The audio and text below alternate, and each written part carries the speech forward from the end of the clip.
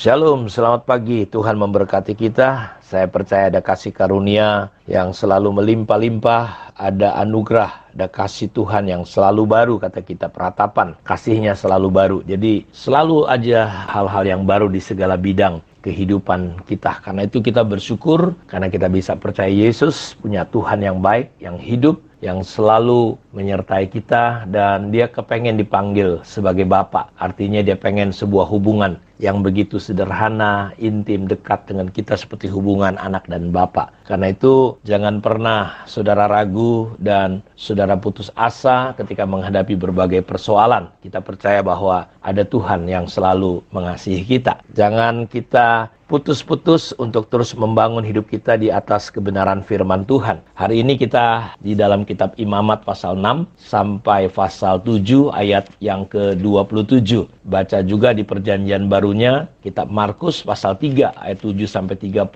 dan Mazmur pasal 37 ayat 1 sampai 11 di mana Daud mengajarkan jangan kita marah dengan situasi kondisi keberhasilan terhadap orang-orang yang berhasil. Kita ada istilah orang Batak hotel, hosom, eal, teat, late. Jadi kita jaga hati kita supaya kita tidak panas hati, kita tidak cemburu, kita tidak istilahnya 4S, susah lihat orang senang, senang lihat orang susah. Karena itu bacalah kitab Mazmur ini. Lalu untuk hikmat juga hari ini kita baca dari kitab Amsal, pasal 10 ayat 3 sampai ayat yang keempat. Kita masih belajar tentang proses Tuhan akan melahirkan karakter ilahi. Kita sudah belajar kemarin bagaimana kita perlu serupa dengan Kristus. Sebab orang yang dipanggil, dipilih dari semula, kita ini ditentukan. Jadi goal akhir adalah kita menjadi serupa dengan Kristus, karakter kita. Jadi bukan pelayanan merusakkan karakter. Banyak orang gara-gara pelayanan karakternya rusak. Banyak orang gara-gara karunia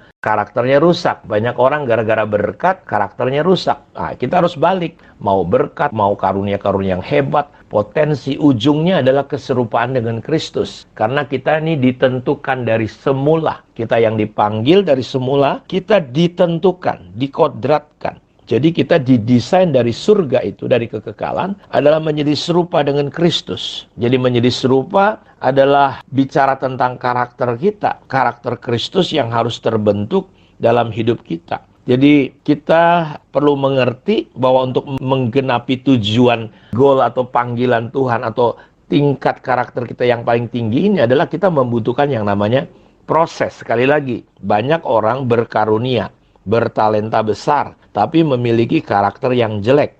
Ya, mereka tidak mengizinkan karakter mereka dibentuk oleh Allah. Mereka selalu ingin berjalan sesuai dengan kemauan dan keinginannya sendiri. Karena itu, ingat Bapak Ibu, karakter kita itu tidak diukur oleh berkat, tidak diukur oleh karunia-karunia, tetapi bagaimana kita berespon, bertumbuh, tetap benar dalam tekanan yang besar, dalam masa kesulitan, kesukaran, kesengsaraan ya.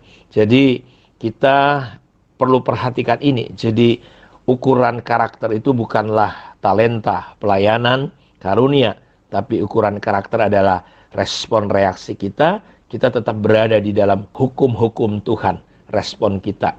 Ingat, kita bisa lahir dengan mendapatkan banyak talenta dan karunia-karunia. Jadi kita harus ingat Bapak Ibu bahwa kita bisa saja lahir dengan membawa begitu banyak karunia, membawa banyak talenta, membawa banyak potensi-potensi. Tapi untuk karakter yang dewasa, kita tidak lahir dengan sebuah karakter yang langsung dewasa. Tidak. Kita perlu mengikuti proses Tuhan untuk bisa mendapatkan karakter ilahi ini. Jadi ketika kita tidak mau menerima tekanan, tidak mau menerima proses ini, maka kita sedang tidak mengembangkan karakter kita. Karena itu, untuk mencapai kedewasaan ini, kita perlu betul-betul mengikuti proses Tuhan. Jadi hari ini, di situasi akhir zaman ini, di mana Alkitab berkata bahwa akan datang masanya, masa yang sukar, orang akan mencintai uang, tidak sabar, segala macam. Jadi agak sulit memang kita untuk menjalani proses Tuhan. Karena memang dosa akhir zaman atau roh akhir zaman ini adalah sulit yang namanya mendengar kata tunggu, semuanya pengen segera, pengen cepat, pengen instan. Akibatnya kita melihat banyak pemimpin-pemimpin banyak orang-orang yang kekurangan karakter. Mereka punya talenta yang hebat tapi karakternya nggak bagus. Banyak orang-orang ingin punya posisi-posisi yang hebat tinggi, tapi mengambil jalan pintas. Tidak, karakternya sama sekali tidak bisa bertahan di bawah tekanan dan godaan. Karena itu sedikit sekali orang yang mau bersedia dalam proses Tuhan ini. Karena itu kita melihat bahwa hasilnya banyak pemimpin tapi banyak kerusakan. Banyak pemimpin, posisi yang hebat tapi korup lah, tidak bermoral, sehingga kita dengar sana-sini kejadian-kejadian yang aneh. Karena itu kita doakan supaya kita secara pribadi fokus kepada apa? Fokus kepada diri kita untuk memasuki proses sehingga kita menjadi orang-orang yang betul-betul berbeda, saudara-saudaraku. Kita menjadi orang-orang yang dimana Tuhan nyata di atas kehidupan kita. Karena itu kita perlu bayar harganya untuk mengikuti proses Tuhan ini. Jadi kalau kita lari dari proses Tuhan ini, maka ini sebuah praktek yang sangat berbahaya. Ada banyak orang pengen sukses, tapi pengen cepat, tidak mau mengikuti proses Tuhan. Bahkan mereka lebih senang memanfaatkan karunia-karunia dan karisma mereka untuk mencapai kesuksesan dan menjaga kesuksesannya. Sehingga mereka senang dipuja-puji, senang penonjolan, senang pencapaian. Tapi dalam kedewasaan mereka sangat kurang sekali, bahkan kehilangan. Karena itu dalam sekejap kita melihat tahun-tahun ke depan atau tahun-tahun sebelumnya bahwa banyak orang-orang tiba-tiba menghilang dan jatuh. Karena itu pelayan-pelayan Tuhan, kita anak-anak Tuhan, kita harus mengerti bahwa kita perlu menghadapi proses ini. Kegagalan besar dan banyak orang akhirnya dipermalukan. Kenapa? Karena mereka tidak pernah mengejar karakter, tapi mereka lebih mengejar kepada hasil. Karena itu saya mau katakan dalam Matius 22 ayat 14 dikatakan bahwa banyak yang dipanggil, tetapi sedikit yang dipilih. Jadi realitasnya banyak yang dipanggil untuk menggenapi tujuan ilahi, tetapi tidak setiap orang tunduk kepada proses pendewasaan Tuhan. Karena pendewasaan atau proses pendewasaan adalah salah satu hal yang dituntut dalam panggilan Tuhan. Kita harus bersedia sebuah proses yang mungkin menyakitkan. Dan itu butuh waktu, butuh kesabaran, butuh peremukan, butuh mati untuk diri sendiri. Karena itu terkadang kita harus lebih banyak tenang, diam daripada cepat berespon.